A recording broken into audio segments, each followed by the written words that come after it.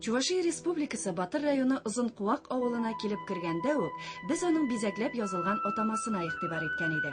Баксаң, аның остасы шушы авылда яши икән. Без аның белән тагын бер татар авылының атамасын эшләгәндә очраштык. Мин үземә качандыр максат куйган идем, татар тирә-якта булган татар авылларына билге куеп чыгарга. Билге дә инде бу үземнән генә хәлемнән килә торган эш түгел. Монда ничегәдергә җәмәгать булышлыгы кирәк. Әлбәттә, мондай зур хезмәтне үзең генә башкарып чыгып булмый. Монда инде авылның хәлле егетләре, ягъни эшмәкәрләр ярдәмгә килә. Ә менә авыл атамасының язу ысуллары, бизәкләре рәссамның уйлап табу осталыгына бәйле. Монда инде ул үзе иҗат итә, илһамга чума.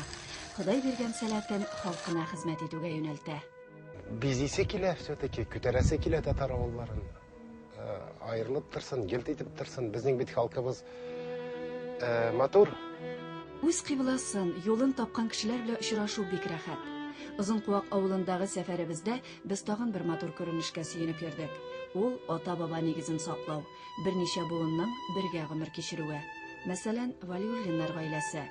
Зиннатулла абый белән Мәрхәбә апа инде 60 елдан артык бергә яшиләр. 8 бала тәрбияләп үстергәннәр. Авылның хөрмәтле кешеләре. Бөек Ватан сугышы ветераны Зиннатулла абыйның теләге бер. Тыныч тормыш теләр идем.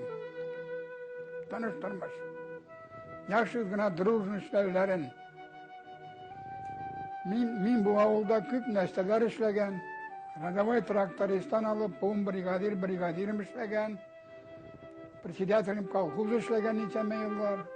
Бу минем туган авылым. Да, туган авылым өчен мин җан биреп сугышып йөргән. Вакытның белән мин бу авылны яратам.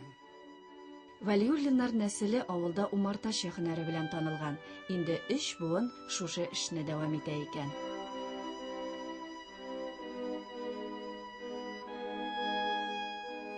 Инде көн кичкә авышты.